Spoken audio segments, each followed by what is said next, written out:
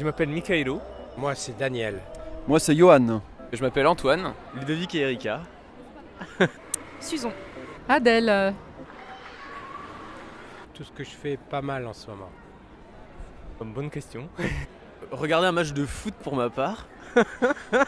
Acheter des lingettes démaquillantes.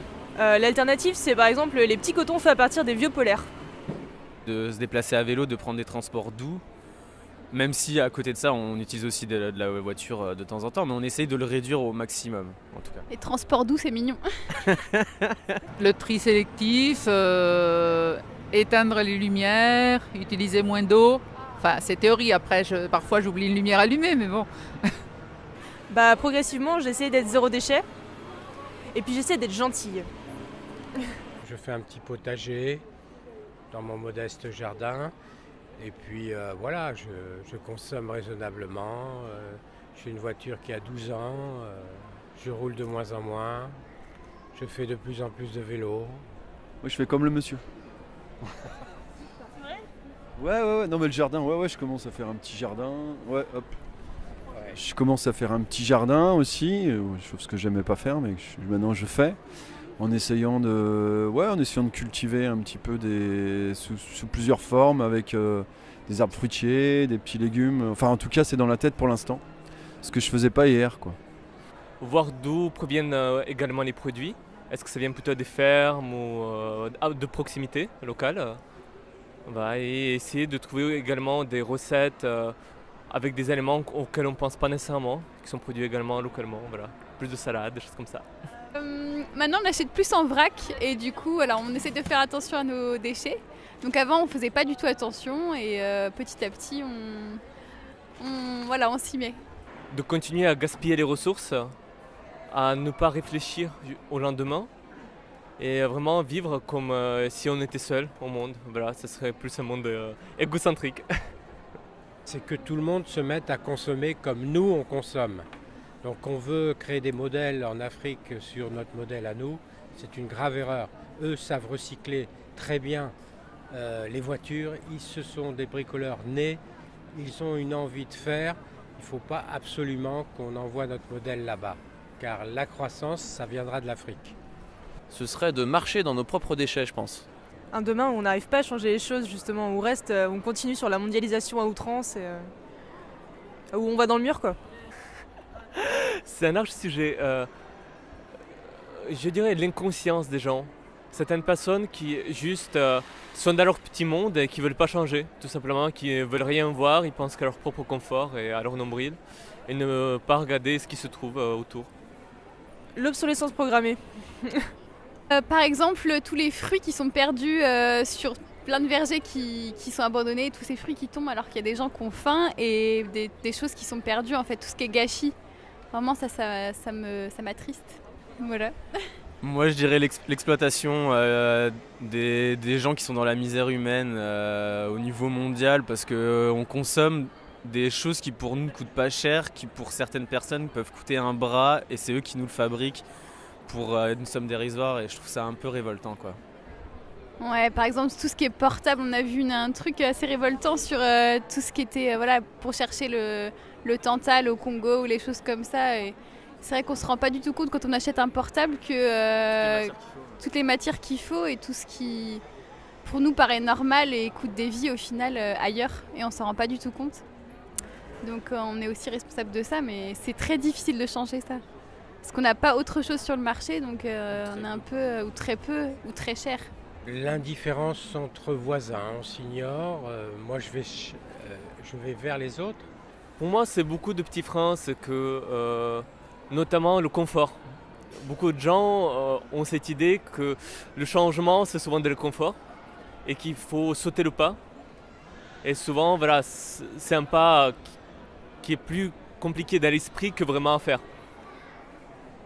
On joue avec l'argent comme on ne devrait pas le faire, alors que l'argent, ça se ferait être une monnaie d'échange. Donc ça serait peut-être revenir là-dessus. Ah. Mais pour moi, le Demain de mes fantasmes, c'est un peu cet esprit que je retrouve déjà à Nantes. C'est beaucoup de gens qui sont positifs, qui ont des idées, qui vont au bout de leurs idées, et cette société un peu de partage également, de sourire. et qui essayent d'améliorer les choses tous les jours.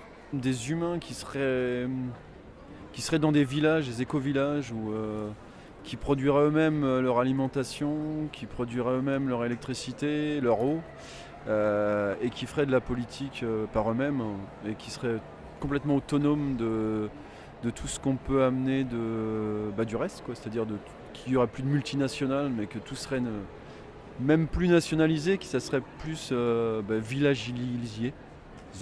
Où tout le monde s'aime et tout le monde est ami les uns avec les autres, qu'on peut aborder n'importe qui comme ça dans la rue et tout le monde nous aborde comme ça dans la rue et qu'on n'a pas l'impression de se faire agresser, juste ah tiens, et on discute 5 minutes. Ça, ce serait pas mal, ouais. C'est un demain où le monde entier c'est une ferme géante. Une ferme axée sur la permaculture avec plein de plantes partout dans tous les sens. Retrouver cet aspect d'humain, de collectif, pour pouvoir vivre mieux, plus intensément, et puis en même temps vivre les uns avec les autres, quoi. C'est ça, garder du temps pour l'échange entre les personnes, quoi. Une planète verte, centrée sur la nature. Ouais, un retour au local et plus de vélo et voilà. Un truc très cuit coin. Un sentiment, je dirais l'humanité. L'humain. Quoi, c'est pas bon, c'est bon, le sentiment. L'humain, voilà. Un sentiment, l'amour des peuples entre eux et l'abolition de toute différence, quoi. Que la différence soit une richesse et non plus un obstacle. L'espoir. De l'espoir ou du bonheur, ou voilà. Le bonheur. Un optimisme avec une dose d'anxiété. Ouais. Mais un optimisme, oui, je suis d'accord. Ouais. Optimisme. Oui. Mon rêve, ça serait d'habiter dans un village où il y aurait tout ce que je souhaite, quoi. C'est-à-dire où on pourrait tout partager, partager nos idées, partager nos forces, partager nos qualités et nos défauts, et pouvoir vivre ensemble de façon humaine. Oui, le rêve, c'est l'utopie, c'est justement un monde meilleur avec pas de pauvreté, donc c'est plus qu'un rêve, hein. Une utopie. Voilà, faut tendre vers, partager, réparer, ne pas jeter, ne pas gaspiller, redonner conscience des choses aux gens. Voilà, j'ai acheté ça 5 €, je m'en porte très bien. Non mais c'est vrai. Il n'y a pas besoin de consommer un max pour être heureux. Un rêve, oui, il y en a plein des rêves. D'avoir notre maison autosuffisante avec notre potager et tout ça, ce serait déjà un beau rêve à réaliser.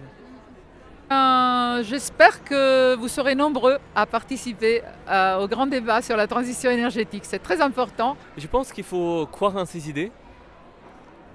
Et ne pas hésiter à chercher son propre bonheur. Parce que je trouve que quand on trouve son propre bonheur, pour moi, c'est avec les gens. C'est justement pas du bénévolat, pas du contact. On apprend beaucoup de choses et c'est comme ça qu'il faut continuer. Je pense que ça ouvre déjà beaucoup de portes et justement elle apporte bonheur aussi. Soyez amoureux de tout le monde. C'est de transmettre ça à nos enfants et petits-enfants en ce qui me concerne. Garder la pêche. Ouais, restez optimiste et les petites actions feront les grandes. C'est ça.